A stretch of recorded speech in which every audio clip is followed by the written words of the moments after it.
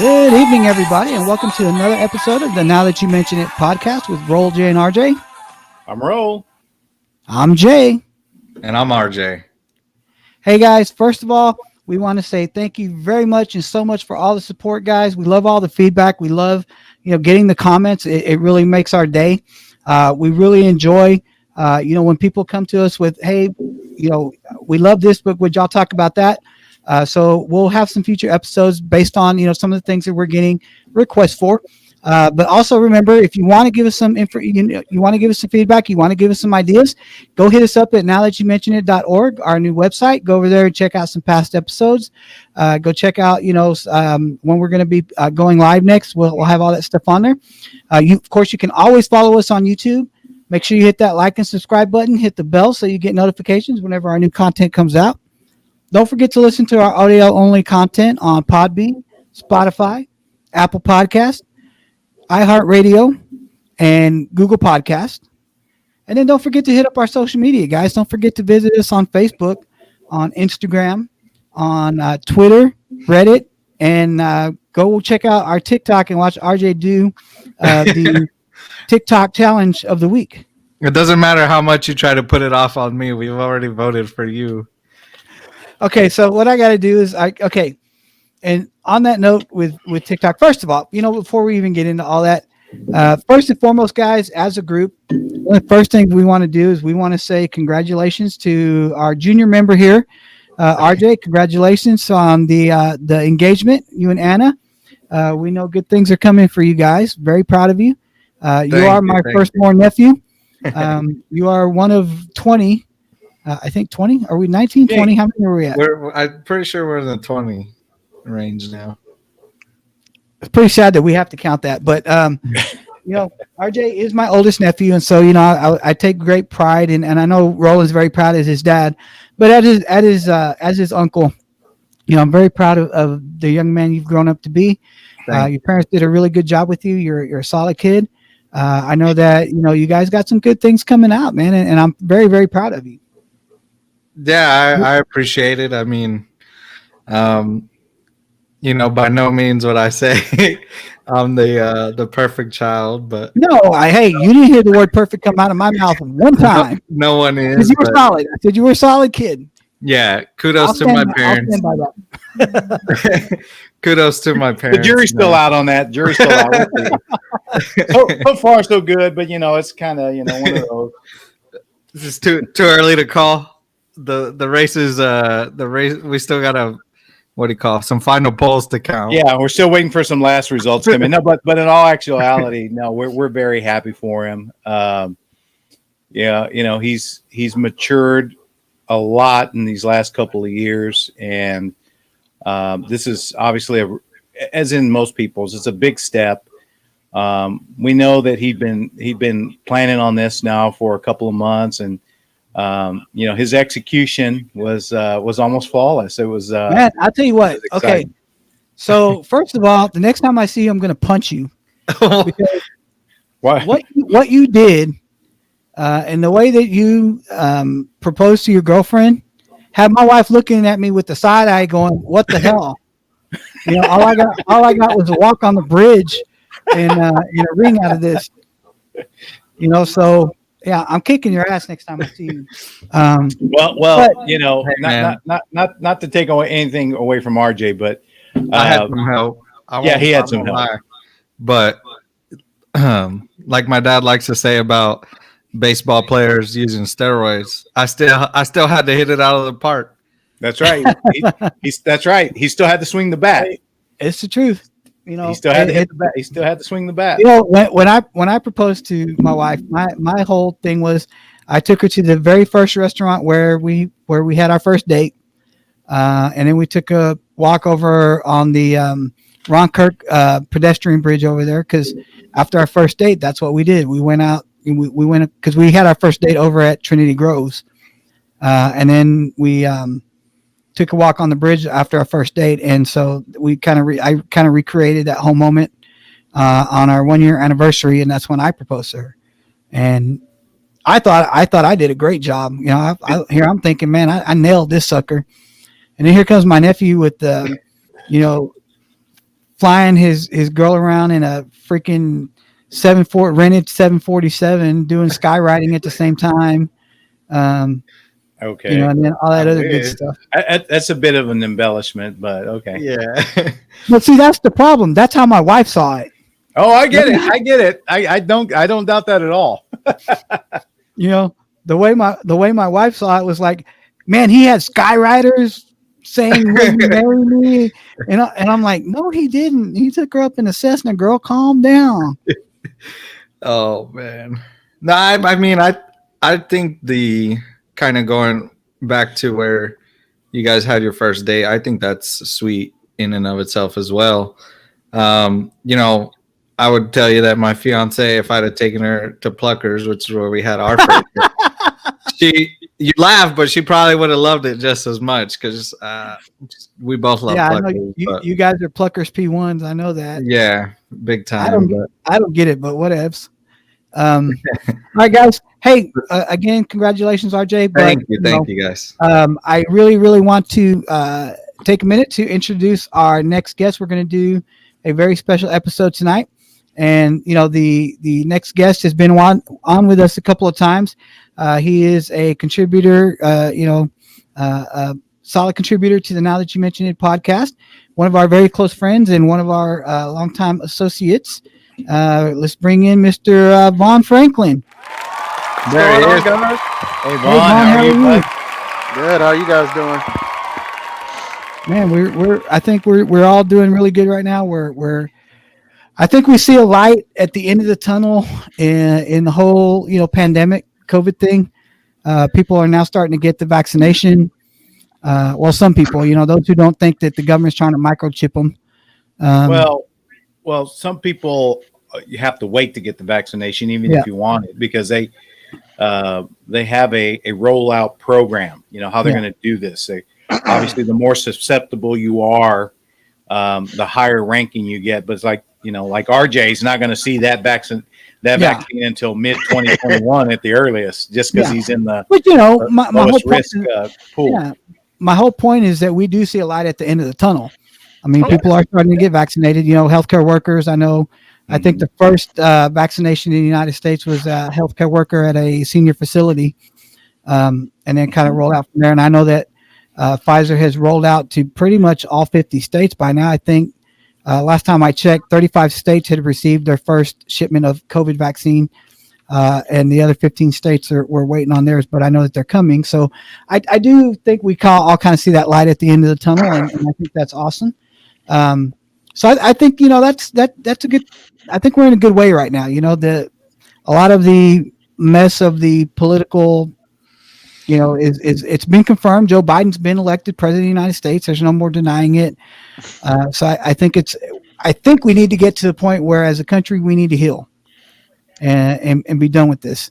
I think that's easier said than done, unfortunately. Oh, I know it's easier said than done. I'm not saying that it's going to happen overnight, but I think that for most sane adults, and I'm not talking about the people that are on the very far right of the spectrum and the people on the very far left of the spectrum. I think for all of us regular people that are kind of in the middle of the, for me, I'm ready for the country to start healing. I'm not going to sit here and say, oh my God, Donald Trump got cheated.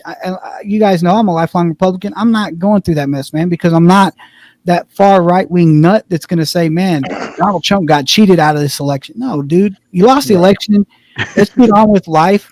As a Republican Party, let's regroup and let's see if we can find a strong leader to challenge for the leadership role in 4 years.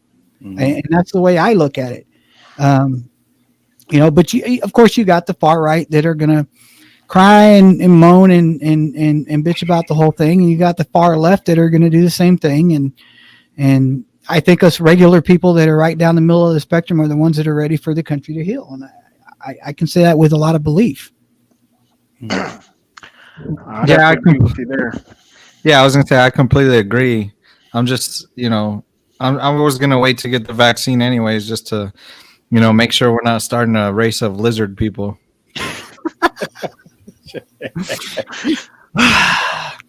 Well, I'll tell you what. When that old lady, when that old broad in Great Britain If she starts sprouting scales, then we got something to talk about. But I think we're good for right now. But we are not here to talk about politics. We're not here to talk about vaccine. We're not here to talk about COVID. We are here to talk about Christmas.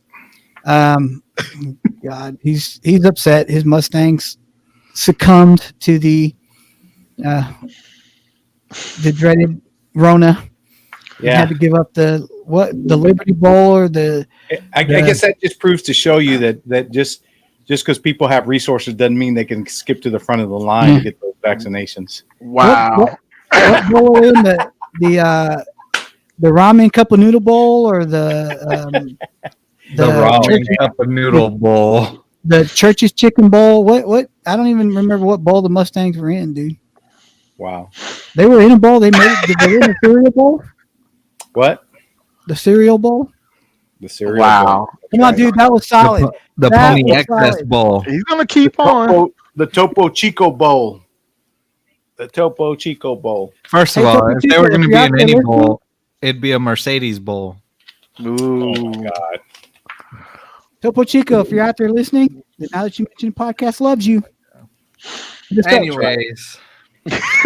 So back to like you were saying, this episode, we're here to talk about Christmas, and we're obviously, I think in parts of our last episode, we shared with each other that we really get into the Christmas season, right? And we really enjoy this time of year. I love when we transition out of summer into fall and how we finish out the year. This is really, this 6 months of the year is my favorite time of the year. For those of our listeners that are in other parts of the country and in other countries, period, that period that he's talking about is the 2 weeks right after summer ends in late November and kicks off in December. No, but going into Christmas is definitely. I mean, aside from the fact that when we were younger and we worked at the tortilla factory, it was the most busiest time of the year. It's when we started putting in a ton of hours, and to some degree, I don't miss that at all. But as far as getting into the spirit, really embracing the holiday season, there's nothing like it. Nothing beats it, honestly. Absolutely. Nothing beats it. And a big part of that, guys, is sitting back and watching holiday movies. So that's why we brought in Vaughn, who is the founder of the Cinema Chat on Facebook group. We are here to talk about Christmas movies today. And I kind of wanted to get all of our opinions on what our top 5 favorite Christmas movies are. And I know this takes a lot of thought because, we discussed this here in the beginning here, what would we consider a Christmas movie? And I think for this episode, I'm willing to concede in a Christmas special as well. Like Charlie Brown behind us, which is something that is a tradition, I think, in most households. I don't know anybody who doesn't enjoy Charlie Brown Christmas. But we talked about what the parameters of what a Christmas movie are. And I think Roland came up with the best one is that if it's a movie you intentionally watch every year around Christmas, that would be considered a Christmas movie.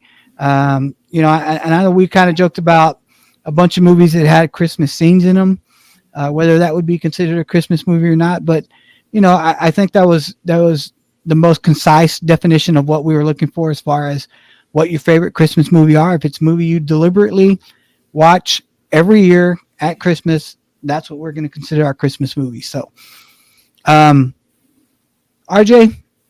as the youngest member of the group and probably the least experienced with Christmas movies, because we got some old ones that go back way, way back, I think. Let's start with your list. I'm kind of curious to hear what you have. Okay, so mine are going to be very cartoon based. I don't think that's a surprise to anyone. I grew up watching a lot of Christmas movies that were cartoons, at least. Mm-hmm. Of course, there's the classics like A Miracle 34 on 34th Street. And, while I love to watch movies like that, for me, it just isn't in my top 5. But number 1, I guess, I really don't have a ranking on these, honestly. But I'll start off with Mickey's Christmas Carol. I don't know if any of you are familiar with that one. Oh yeah, I love that one. Yeah. So that's the funny thing, because that movie has so many iterations, so many different versions of it. That's probably one of the most retold Christmas stories out there, in different versions and things like that. And because it's one of the oldest. Yeah. Yeah. And I don't know if you guys have seen this, but on Amazon Prime, there is a movie about how Charles Dickens came up with the idea for A Christmas Carol. It's a really, really cool movie. You guys ought to go check it out. I cannot remember the name of it right now. I'll look it up while RJ keeps going. Okay. Next one is going to be Frosty the Snowman. That was always a great one as a kid. I remember watching all of these, really. There's only one that's going to be on my list that I didn't watch as a kid. But Frosty's great. Obviously, you can't leave out a Charlie Brown Christmas. Something about, there's a lot of great Charlie Brown, movies, specials, whatever you want to call it out there. But for me, I think the Thanksgiving one and the Christmas one are top 1 and 2, not necessarily in that order. But out of the whole collection, those are my 2 favorites. Next is probably going to be the Rudolph the Red-Nosed Reindeer one. I love the scene with the Heat Miser and what's the other one?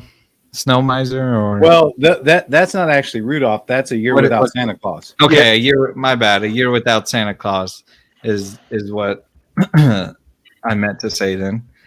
Or Santa Claus is coming to town. I don't remember. No, it's A Year Without. Believe me, It is. A Year Without a when Santa we get Claus. to my turn, Yeah. when we get to my turn, Well, I no. want to tell you all the All stuff. right. Go ahead, keep going. But I always love that movie, especially because of that part. And last, but The Holiday. I'm not sure if you've seen it. It's a more recent movie. It's got Jack Black in it. Yeah.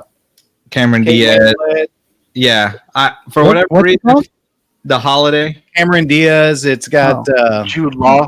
Jude Law. That's his name. Yeah. Yeah. And Jack Black. I can't put what it is, but I just love watching that movie around Christmas So time. what is that one about? I've never heard of that one. So what you have is 2 women that one is she pines for this one, love interest, but he's really non-committal and he really kind of just uses her Yeah. for his work. And then you have the other one, Cameron Diaz's character. She's a very successful movie film trailer producer, whatever, but she really doesn't find love. I mean, she's not really in love with anybody because it doesn't evoke any emotion in her. Right. And so they both find themselves in the circumstance they need to get away. So they, through the power of the internet, they do like a home exchange. This was pre-Airbnb. Yeah. So they do this home exchange program. And so they switch houses for the holiday season. And, lo and behold, both of them find true love. And, it's kind of a sappy romance, but it's a good movie. I like it. I've never heard of that. Yeah, you gotta check it out. I gotta It's a good one. check that out. Huh. All right. Well, Vaughn, as our esteemed guest, let's get your thoughts. Okay, I don't have mine in order either, but first one that came to mind was 1994's Miracle on 34th Street, the remake. Oh, That God, one, that's a I great love movie. that one. Dylan Actually, McDermott. yeah, Dylan McDermott, Elizabeth Perkins, Mara Wilson. Yep. Actually got me choked up there for a bit. Yep. And I usually That's don't a get good choked up with movies. I've always enjoyed that movie, Miracle on 34th Street. Even the original version, I think both versions that I've seen of it are just really, really good. Really, really well done. That's one of my favorite Christmas. It's not on my list, but it's one of my movies I watch every year as well. Well, the fun thing about the remake, Vaughn, is that they had to find a creative way to prove Santa Claus, right? Because, in the original, at that time, the United Postal Service was under the government umbrella. So they used that as a way to say, if the government recognizes Kris Kringle as Santa Claus, then he's Santa Claus, right? Yep. Well, you didn't have that in the remake. So it was interesting how they got around that. And I'm not going to spoil it because I really think people need to go see it, the remake especially. Yeah, I think you're right. It's fun. I was about to spoil it, but you're right. I'll keep it. It has something to do with the dollar bill. That's all I'll That's say. right. Yeah, Right.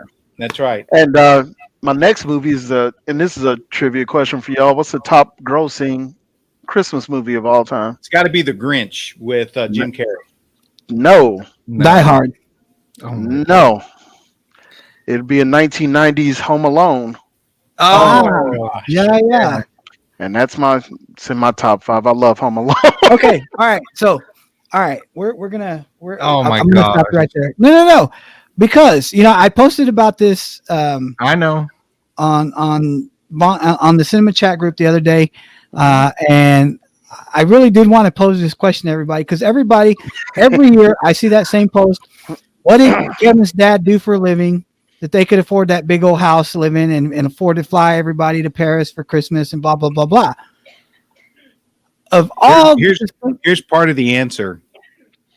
It's a movie. I know that. I get that, and I get that with a lot of movies. There is going to be a suspension of belief, right?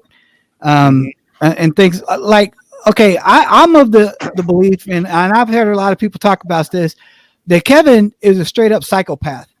That kid belongs in a ward somewhere because he basically tries to commit murder. I can understand defending your house. I get that. He's trying to straight up kill these two guys, not just in the first movie, but in the second movie. Man, tell me, okay, don't look at me like that. He threw a freaking paint can, a loaded paint can down at them. All right. He tried to set some dude's head on fire. He didn't try. He set his hair on fire. To be fair, they were coming for him first. That's what I was going to say. All of that could have been avoided had they not tried to rob his house. I get that. But you know what? He could have run from the house and ran, somewhere else and let them do what they're going to do to the house and just call the police, tip the police, hey, this is what's going on. He could have found a way to do that. If the kid can booby trap his That would have house. been a fun movie. And then there would have been a movie called Home Alone. Home Gone. And if Call the anybody cops. ever tries to break into your home, I expect you to run, okay? That would have been a That's not 20-minute movie. Suspension of belief. That's for right, me. Vaughn. The biggest suspension of belief for me is how these people, with how many ever kids they had, 20 kids, I don't even remember how many kids they had, wake up late, okay, are able to get a shuttle to O'Hare International, one of the busiest airports in the country. Now, granted, this is 1991, so security is not the greatest in the I world. was going to say, this is pre 9/11. It is pre 9/11, but even in 1991, there was some semblance of security to have to get through to get to the plane, right? Not only that, but there was no you couldn't download a boarding pass back then, so you had to go to the counter to check in, especially if you're going to Paris and check all your luggage, right? So you had to check luggage for all of these people and still make the gate on time. And not only that, and here's my biggest pet peeve about the whole thing: find room in the overhead bin so they can put their overhead carry-on. Okay, so here, let me throw this at you then. Since you're finding all these faults with a movie based on all this unrealistic, how can you be a fan of Harry Potter? Because I ain't never seen anybody.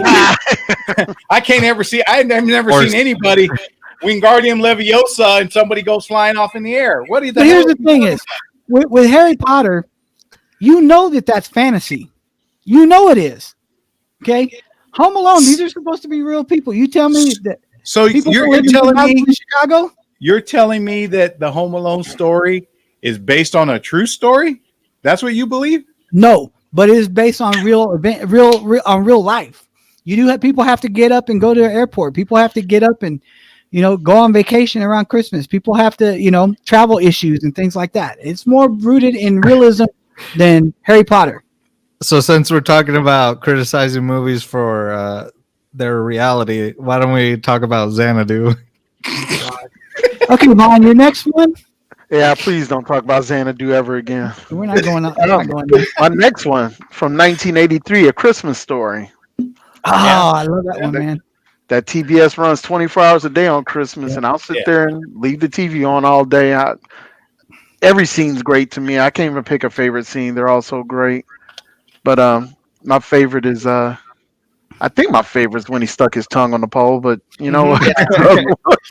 And then there's 2003 Elf with Will Ferrell, James Caan, Yep. Bob Newhart, Zoe Deschanel. Yep. Okay, so here's my big admission about that movie. I hate that movie. I do. I cannot stand that movie. Thanks. You hold on. You hated it since the first time you saw it. I think over time I've kind of grown to dislike that movie, and I don't know what it is. It's just something about that movie just turns me off, man. I can't sit there and watch it. Every time it comes on, I'll flip the channel. I don't want to see it. Crack up every time it's on. I like it, but I can somewhat understand why you say that, because my brother loved that movie and would play it all the time, but I still like it. But I can see why you would get annoyed with it. Well, you know what's funny is that Grandma used to love that movie. Bro, you remember Grandma was sitting in the kitchen, and Mom would put that movie on for her, and she'd sit there and watch it and laugh. Yeah, that one in Jingle All the Way. She used to love that movie. And I guess Grandma saw some genius in Will Ferrell that I just don't see in that movie, man.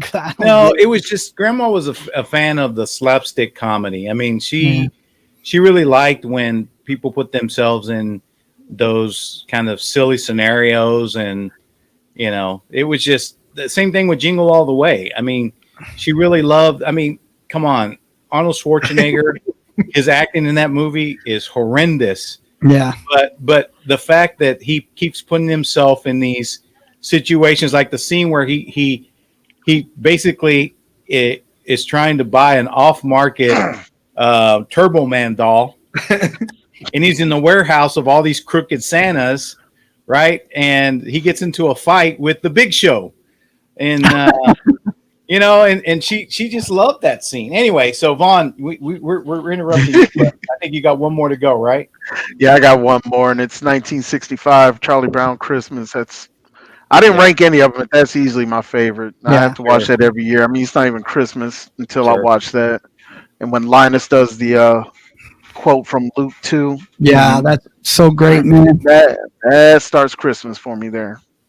I don't know. Like I said, I don't know anybody. I don't think I've ever met anybody who has told me that they didn't like Charlie Brown Christmas. I've yet to meet one person who doesn't love that Christmas movie. I'm sure there's somebody out there that, you know, is going to poo-poo on it, but I don't know, man. I don't know who it is. And there's always somebody, though. That's a good list. Yeah, it's a great list.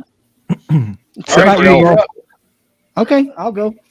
I'm like you guys. I didn't really rank these in any particular order. My first one that probably hasn't been mentioned on somebody else's list is Sound of Music. I love that movie. I watch it every year at Christmas time. It's long. It's some parts of it are tedious, but overall, it's a great movie. I love that movie, man. It's something about it. I always was a big fan of musicals. You guys know that. It's one of my favorite scenes in any movie of all time is the goat herder scene when they do the play with the goat herder. Have you guys seen that? You guys have seen The Sound of Music, I'm assuming? Yeah, but it's been a while for me. It's been a long time, but I've seen it. That's a long movie. It is. Yeah, it's 4 hours long. It's one of those old movies in the vein, and we talked about these kind of movies that has an intermission, and so it had to be broken up. Let me call some BS on you. What's that? Have you ever done the research behind the real story of the Von Tramps? Of the Von Traps, first of all, it's not the Von Tramps. It's The Von Trump? Yes, I have done Von Trumps. Yeah, the Von. I thought it was the Von Erichs. Good Lord. That's what I know. So have you ever read the real story about them? I have read the real story about it, and I know that they didn't go. All the liberties that Hollywood took in making The Sound of Music that were. You mean they didn't sing? Oh well, they sang. They sang, but they didn't cross over a mountain at the end of the movie. The plot line, the plot line of the Sound of Music movie doesn't really. I mean, it's very loosely based on. It is very loosely based. Okay. You're right about that. there are a lot of inconsistencies, and honestly, I don't Because think it's Hollywood. yeah, I don't think it's They took so a much lot the of story that liberties. they So did. people can magically get to the airport in 30 minutes in a movie. I knew that's where this was going. I was waiting for you to get there. Bottom line is, I don't really care because it's my favorite movie. I love that movie, and I know the story It's a good is one. not true to form. You're right. They do take a lot of liberties with that movie, but it's still one of my favorite Christmas movies. And let's be honest. I mean, Julie Andrews, she's very, very attractive woman, very talented woman, Very great. pretty. Yep. All right. Okay, another one on my list is I'm gonna agree with is Vaughn. Christmas Story.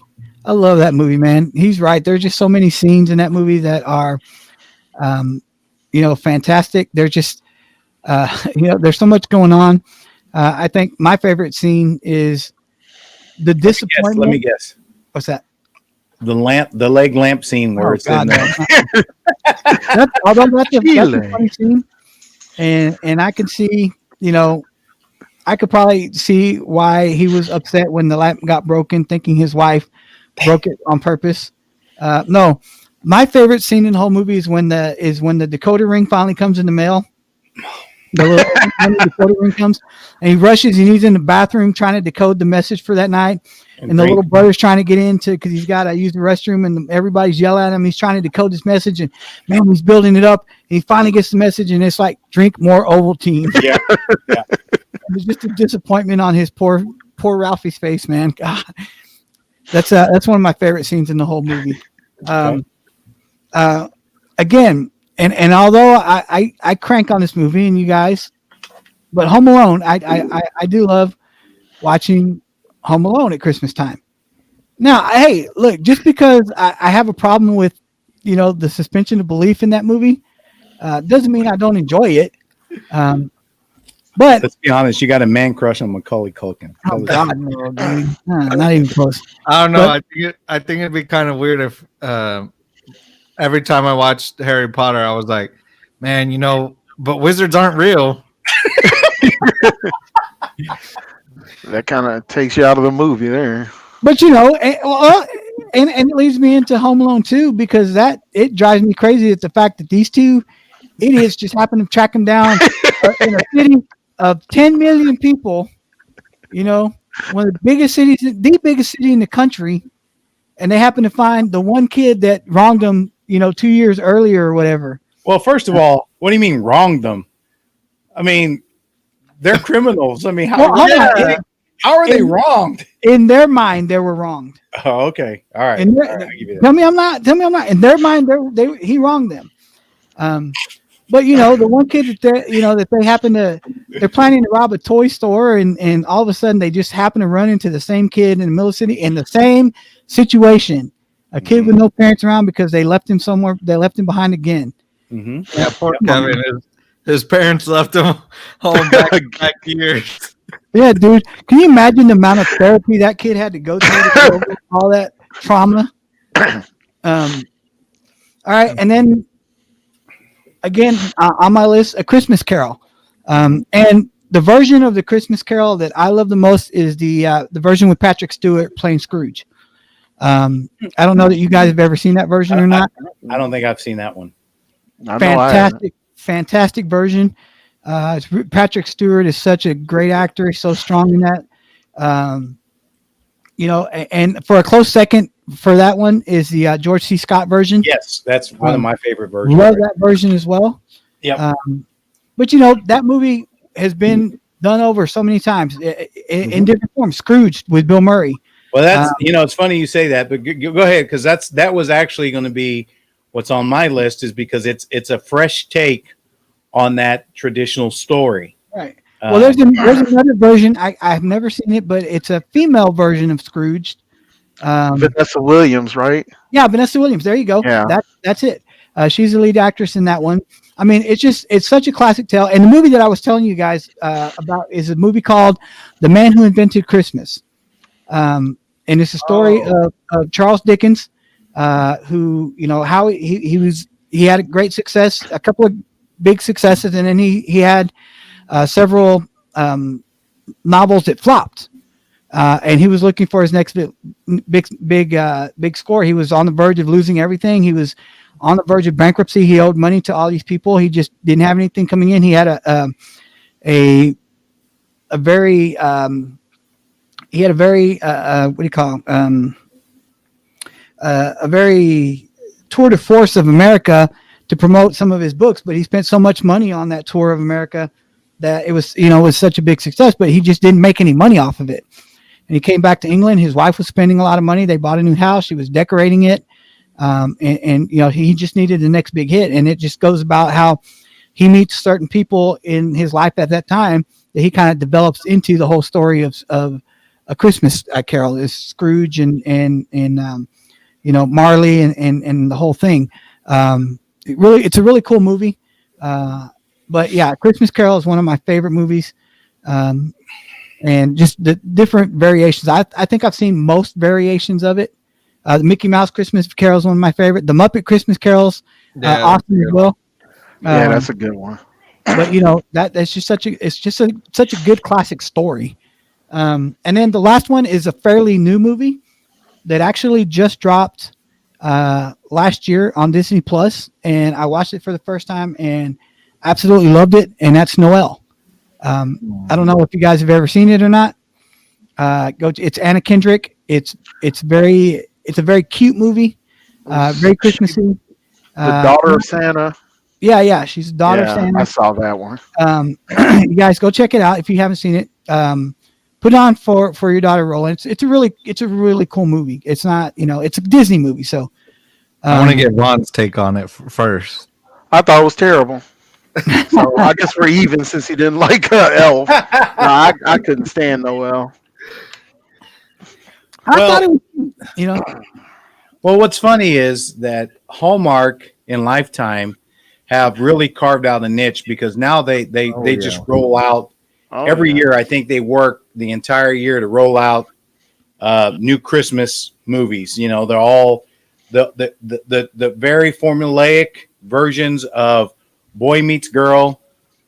Somehow they have some sort of first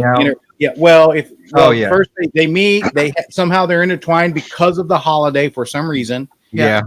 They fall in love, then they fall out, and the miracle of Santa or the miracle of the holiday season brings them back together, and you have a nice mushy ending. So, it's like the what do you call it? The Pythagorean theorem for holiday movies. Pretty much. Yeah, it's the same formula, right? It's just different actresses, and they put different cities. Exactly. So I didn't really count any of those kinds, and I think that Noelle falls into that. All of my Christmas list is going to be pretty much traditional. One that I'm surprised that none of you guys really mentioned. And this is mainly Jay and Vaughn, is How the Grinch Stole Christmas, the original cartoon version. Okay. I love that movie too. I mean, that cartoon version as well. I think the problem is there's just so many choices out there for Christmas movies. It's like a whole genre in and of itself. And there's just so many different. So what I would say is in my how I'm gonna, because there's no way to really rank these except for one. My top two are going to be the top two every year. Okay, it's consistent this way, but the Grinch and even the actual movie remake with Jim Carrey, I love both of those. I hate that one too. It's the cartoon Grinch with Boris Karloff is right up there with Merry Christmas, Charlie Brown, because it was just one of the movies that were you only got to see it on television during the holiday. And I remember is when we were younger, how upset we would get if we missed it, because we didn't have at that time, we didn't really have formats to replay the movie. So if you didn't catch it when it was on air, you missed it. That sucked, man. And that was like, yeah, that was like one of the worst feelings in the world. So those two will always be a staple in my rotation. So we talked about some of the fun movies. Jingle All the Way is is another one that we kind of has made the rotation. Elf's in there, but I'm going to talk about the ones that if I'm really going to watch Christmas movies, and you tell me, hey, Roland, you can only watch these. You got to choose the top three. Yeah, out of because 4 through 5 for me are very fluid because it can be any combination. Oh, and I should throw up a shout out that the Bankin and Rass, no, is it Rankin? Yeah. Rankin and Bass, I think, yeah. Series of those, which is Santa Claus is Coming to Town, A Year Without Santa Claus, Rudolph the Red-Nosed Reindeer, Rudolph's Happy New Year, all those kind of claymation movies. Yeah, I categorize all those as one, and they are definitely in the Christmas rotation. Yeah. It's almost no way that you can go through the holiday season without watching them. And, they put out a collector series that has all of those on DVD.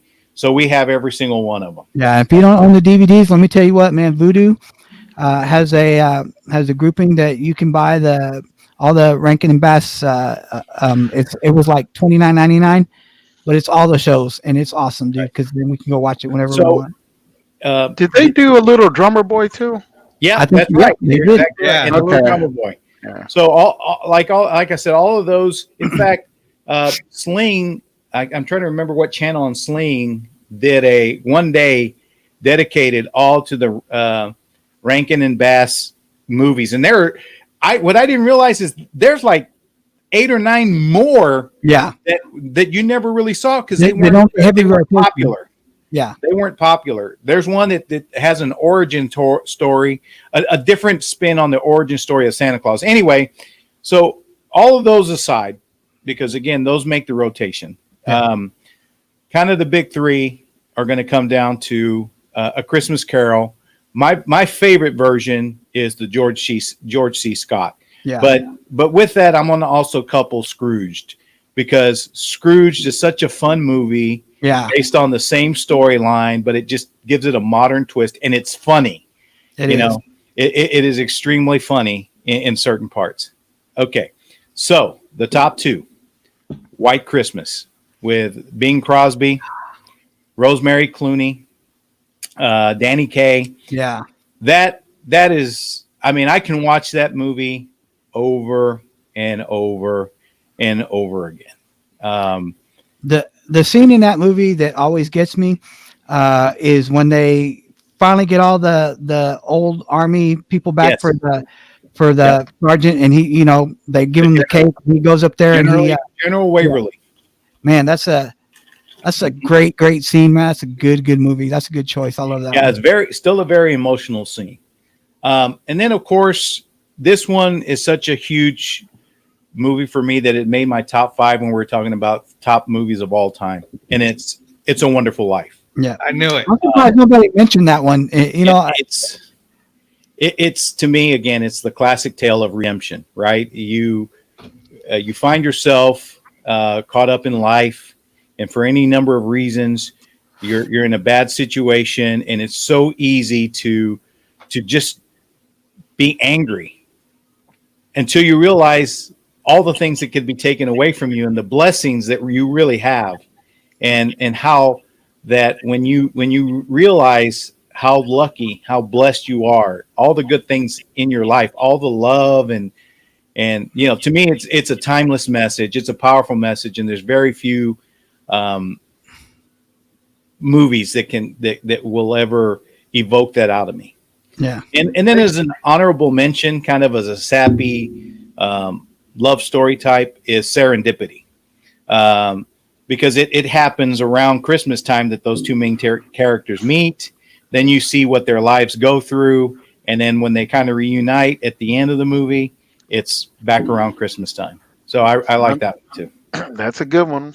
That's a solid list, man. And I think when you were talking about how Hallmark and some in Lifetime have kind of cookie cuttered this whole thing, it made me think of I was talking to Vaughn about this earlier, and I, for the longest time, had put off TikTok. I couldn't, I didn't, I'm already, I told Vaughn, I'm already enslaved to one social media platform in Facebook, to the point where I can't go, I couldn't go a day without checking my Facebook if I tried. And I have tried, and it doesn't work for me. But I have been able to fend off all other kind of social media. I have a Twitter account that I haven't logged into probably in 6 years. The only time that I go on Instagram is when I do and occasionally post stuff for the podcast. My own Instagram, I do have an Instagram page, but I haven't posted anything on there in over 3 years. I've never been on Snapchat, have no desire to ever be on Snapchat. Reddit, the only reason that I downloaded Reddit onto my phone was because RJ opened a Reddit for the Now That You Mentioned It podcast, and the only time that I've been on there. But I told myself I don't need TikTok in my life. I just don't. And my wife had sent me a TikTok one time just to look at. And if you don't have the TikTok app and she sends you something like that, you can see like the first 5 seconds of it, and then it cuts off and you have to go, actually log into TikTok to look at it or whatever. So in other words, here's what's happened. She gave you your first dose of the drug, right? She gave you the first pill for free, right? Just so you could get the first high. Okay, finish your story. So I got on the TikTok. I this video she sent me was so funny I couldn't stop laughing at the first 5 seconds. So I got into TikTok and to watch the rest of that video, I laughed my ass off. And so I'm just scrolling through there. And it's funny that you said that about the Hallmark, because one of the TikToks that I came across was how Hallmark makes Christmas movies. And it's this guy, he's pitching a Hallmark movie to the producers. He's like, it's a lady who owns a local bakery and the mayor is going to shut her down before Christmas. And the guy's like, I like it. He goes, and so he goes to see her and they wind up falling in love. He goes, yes, give me more. And they fall in love right before Christmas. And the guy's like, yes. And the guy goes, and it's called baking a list and checking it twice.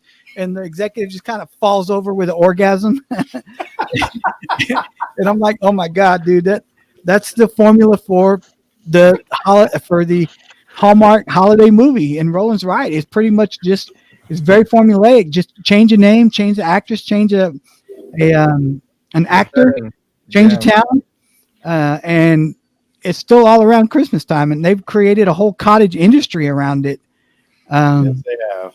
And in fact, they have a radio station on Sirius XM. Yeah. Where all the hosts or many of the stars that star in those movies have their own little their favorite Christmas playlist. No, dude, check this out. So the only way because we stream everything, we've cut cable completely, and so we stream everything. And the only way that we can get Hallmark so that she can watch the Hallmark movies is on an app called Friendly. And I don't know if you guys have ever seen this app or not, but no. On this app, not only do they have all the Hallmark channels, but they have a QVC style Hallmark sale where you can buy the Christmas trees that you see on the Hallmark movies, the ornaments that you see in the Hallmark movies. When you're talking about they create a whole cottage industry, the outfits that some of the actresses wear in the Hallmark movies. Dude, and I'm like, these guys are making a fucking killing on Hallmark movies. They just are. It's ridiculous. But I can't say that I've ever watched a Christmas movie and been like, damn, I really need that outfit. Yeah, neither have I. But you know what? Apparently somebody has, because they made a whole channel dedicated to selling all that crap. Oh my God, look at that tree that they have, the ornaments on that tree. I wish I could find it. Well, hey, go to the Hallmark QVC channel and they're selling the ornament set over there. You can get it for $199.99. Unreal. Or 4 easy payments of $49.99. And if you act today, we'll take off one payment. No, if you act today, we'll throw in another set. That's the one that killed me. Is if you buy one set today only, we'll give you another set. So you're selling me this set for $200, and you're gonna turn around and give me another set for free because I bought it today. So you tell me that the worth of that is not actually $200, right? That's what I'm getting at. Dude, Gotta look. I worry about our female species sometimes. I just do. Well, boys, that's a really, really good list there. Good, solid movies. Yeah. I think there was a lot left on the table. I'm surprised nobody mentioned Die Hard, especially you, Vaughn. That's one of your favorite. We kill this, and not to go, make it a whole lot of thought, but as a fun last question, I want to ask each one of you, what is the one Christmas song that you absolutely hate this time of year that they play way too much on whatever format you listen to, right?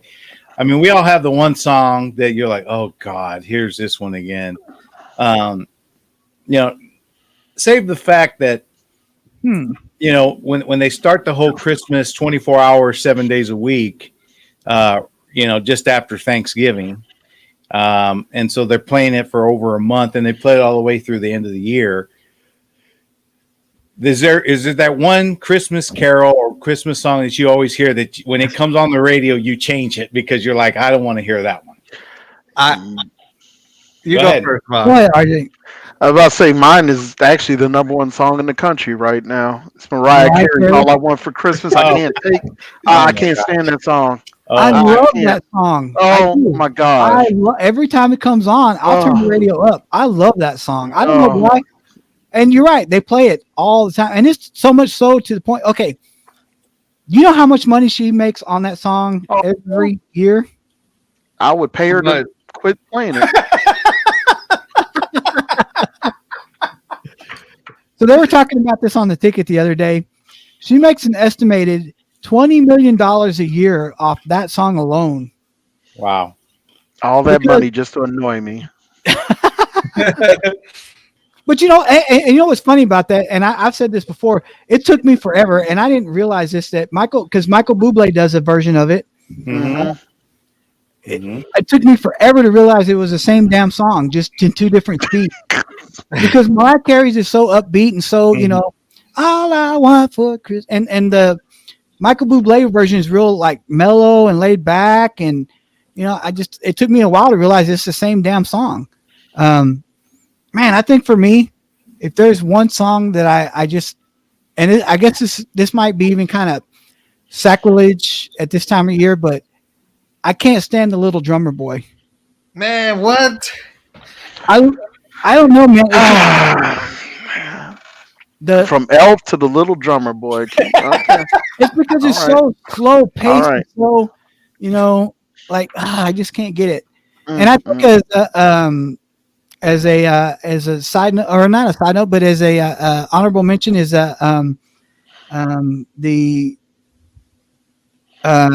what is the name of that orchestra that? I forgot their name because I'm trying to think of it. I don't know what you're talking about. Yeah. Mannheim. No, not that one. Mannheim Steamroller or something like that. Yeah, I think. Yeah. No, this is electric. There's the one. They were going to be here. Keep going. I'll find it. Yeah. Okay. I know who you're talking about. Can I have an honorable mention too? Sure. Go I can't stand any version of Jingle Bell Rock. that song wears me out. Every version of it. Yeah. So for me, it's the version of Santa Claus is Coming to Town by oh my God, The Boss. Bruce Springsteen. Bruce Springsteen. Oh my gosh, that's that is an automatic power down for me when that song comes on. It's the Trans-Siberian Orchestra. Yeah, Trans-Siberian Orchestra. Right. Yeah. They have a that's what I was just singing. Yeah, maybe. Yeah, I didn't hear that, but oh God, that one whips the shit out of me, man. I can't. Anytime that version of Santa Claus comes, oh my God. RJ? For me, mine's gonna be somewhat sacrilege too, but this is because I heard it for so many years going to Catholic school. Silent Night. Silent Night. It's too slow for me, and I don't know. I think that's what it is. Is when I listen to Christmas music, I like the really upbeat, songs and there's some good, Christmas songs, slow religious Christmas songs. And I don't have anything against religious Christmas songs because the Little Drummer Boy is a religious song. Oh, Silent Night is a religious song. I don't think it's so much the fact that it's a religious song, just the tempo of it, man. Just it's real slow and real, dun, dun, dun, dun, dun, dun, dun, dun, dun, and I don't know. I think we disagree. Upbeat version. They have Yeah, I versions like of it. Little Drummer Boy, but Silent Night. Now, I will say this because the version that they play on the radio, that's the one that whips me because every year, and this is the first year in 6 years that my wife and I haven't gone to Prestonwood Baptist to go see the Gift of Christmas. Have you guys ever been to see this? The show over there? No. Dude, if you ever get a chance to go, and honestly, they put the tickets on sale the very first November, and usually by the first week of November, they're sold out. This is a Broadway style Christmas show that they put on at Prestonwood Baptist. The first half of it is about the story of two kids that get trapped in the North Pole and how Santa saved the day and all that. And the second half is the religious part of it. It talks about the birth of Christ, and they do this big live manger where they bring in actual camels and donkeys and they do. It's a really beautiful, beautiful show. And they do a version of the Little Drummer Boy in there that's real upbeat. And they bring these drummers down from the ceiling, and they're all decked out in neon, and they're all playing drums and synchronization. That's awesome. I love that. They're decked out in neon.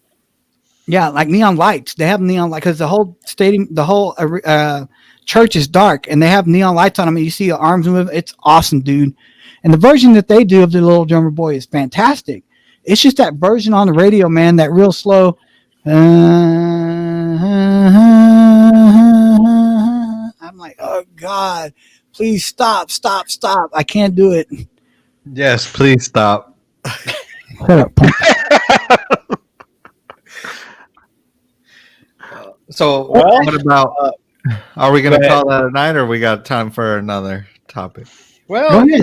we still I got would a say, little bit of time. what about favorite Christmas song? Well, for me, if the one I like is because it is it's beginning to look a lot like Christmas. That's a good one. The Bing Crosby version? There you go. Yeah, so that one's my favorite. To think about this for a minute. I got two, both from Stevie Wonder. Mine's are What Christmas Means to Me. Real upbeat. Oh yeah, that's a and, good one. That's a good one. Yeah. the other one from Stevie Wonder is on Someday at Christmas. Someday at Christmas. Yeah, That those are my two favorites. What's weird, Vaughn, is they don't play those they're not in most of the rotations regularly like all these other, like Mariah Carey's song, like you were saying. They play that they'll play that 10 times for every time they play Stevie Wonder's songs. I mean, it's crazy. Well, get prepared because on Christmas Eve, I think it was 102.1 did this last year, where they played All I Want for Mariah Carey's version for an hour straight. Oh no, no, kind of like that. That's all right. I'm out. Thanks for letting me know what station I need to avoid. Seriously, I'm gonna set an alarm to do something else. I think for me, my favorite one is probably going to be Mi Burrito Sabanero. What, man? That's such a good song.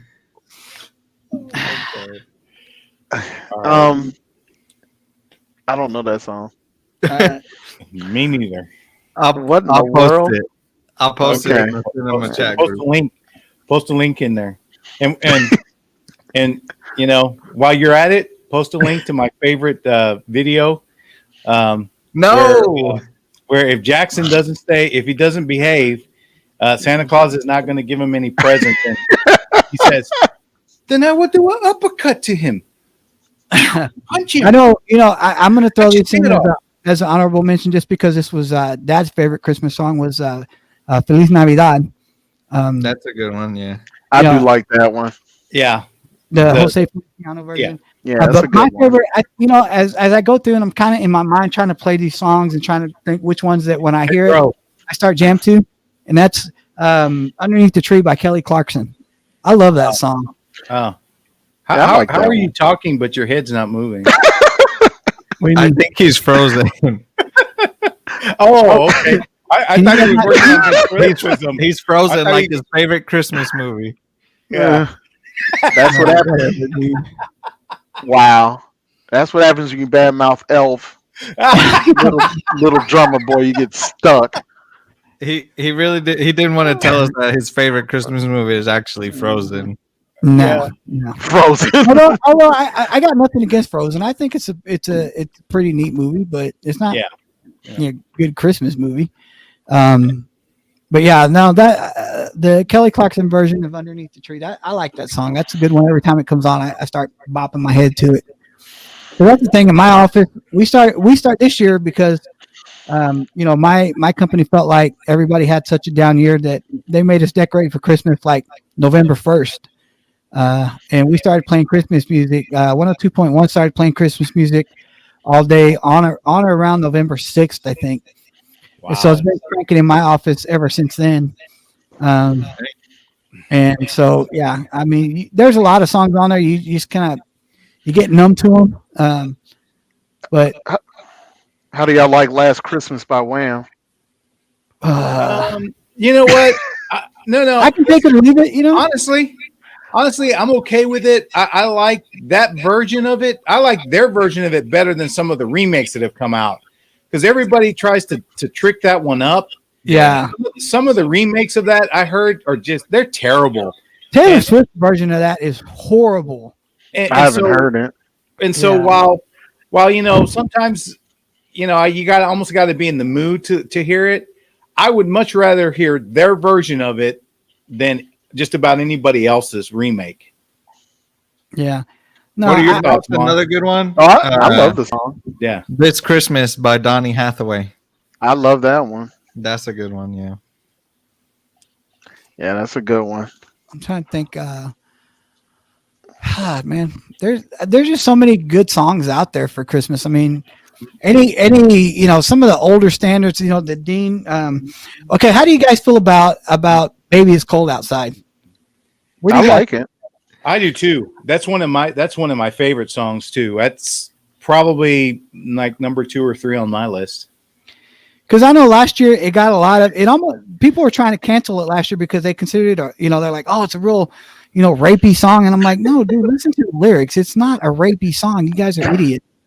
She did say what's in this drink, though. Yeah. I mean, I like it, but like, I don't know how to put it. It could be updated, but it was written in another time. Yeah, that's right. It was written in another time. It was meant, that one line was meant to be the Smokey and the Bandit of Christmas. Yes, songs. exactly. The Smokey and the Bandit of Christmas songs. Well, that's probably one of the funnier scenes in Elf is when Zoe Deschanel is in the shower singing that song, and Will Ferrell starts singing along with her, and she freaks out. That's probably one of the only times that I laughed at that movie. How dare you, sir? The part that annoys me more than anything in that movie is when Faison Love is telling him that Santa Claus is coming tomorrow, and he starts freaking out. I know. I mean, obviously that there are parts where he's way too over the top, but you can't tell me that the scene where he goes in to the boardroom when they're meeting with Miles Finch. Yeah, and that's the one. That's the one I was about to say. Yeah. And he starts calling him an elf. Angry little elf. and he goes, "Call me elf one more time. You feeling strong, buddy? Huh?" and then after he gets assaulted, he goes, "He must be a South Pole elf." You see how I'm not laughing at that? Because it's not funny. Because you're a hater. You are a hater. Okay, everybody. Okay, of the 4 people that are on the screen now, 3 laughed. You're the only one that didn't laugh. Yeah, We're gonna post this in the Yeah. cinema chat group for sure. For sure, man. Well, Well, hey, fellas, it's been fun. This was a fun episode. Definitely. It's always fun to talk about this holiday, and it's additional. Of what we've learned, it's fun to talk about movies. And Vaughn, we truly appreciate you coming on with us again, bud. It's always a pleasure having you on. Real quick before we end the episode, why don't you give a shout out to your cinema chat group one more time? Yeah, cinema chat for movie fans and casual fans on Facebook. Come on, have some good time with us. just out of curiosity, Vaughn, how many people are now in the group? Thanks to somebody in this, it's 363 now because somebody added 5 people this week. Excellent. Woo! Here, baby. That's because it's such a fun group, man. There's so many different topics and with so many minds in there coming up with so many different topics and things like that. Sometimes it's almost hard to comment on every single last one of them because you're like, oh God, man, here's another one.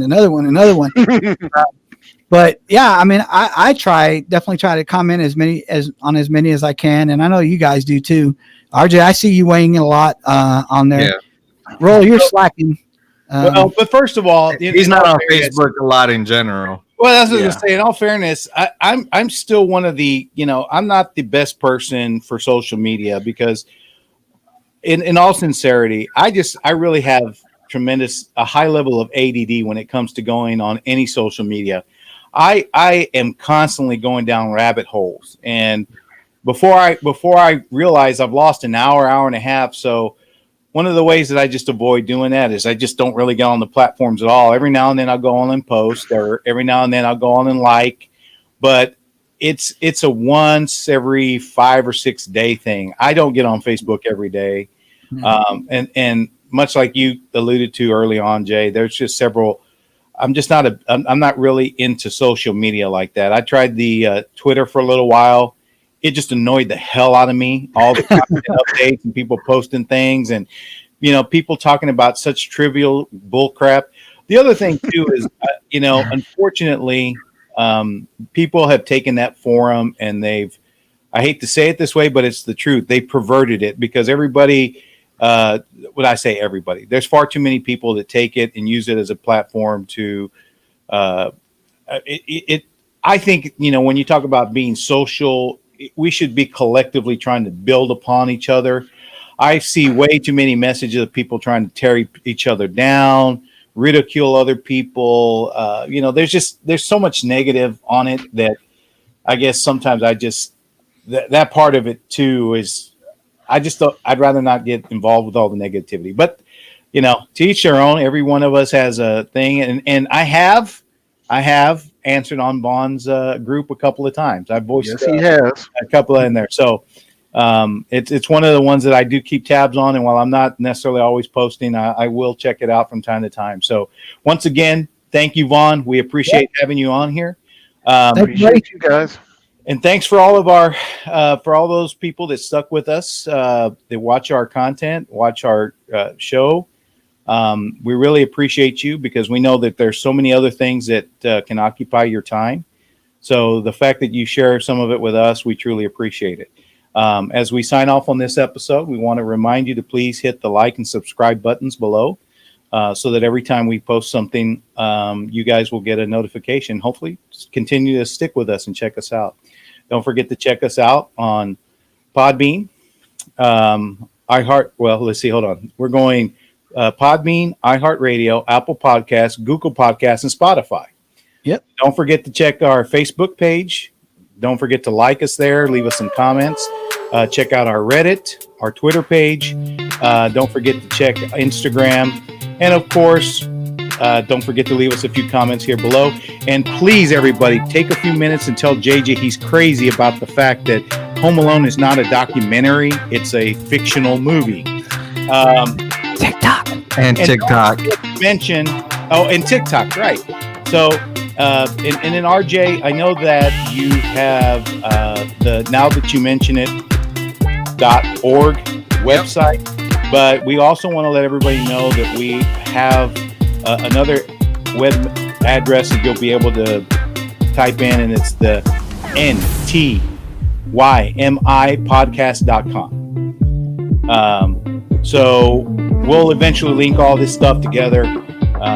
But all in all, again, thank you so much for spending your time with us. On behalf of Jay and RJ, we want to thank you again for viewing the Now That You Mention It podcast, and we want to give a shout out to Jesse P because we couldn't do this without you. Amen, bro.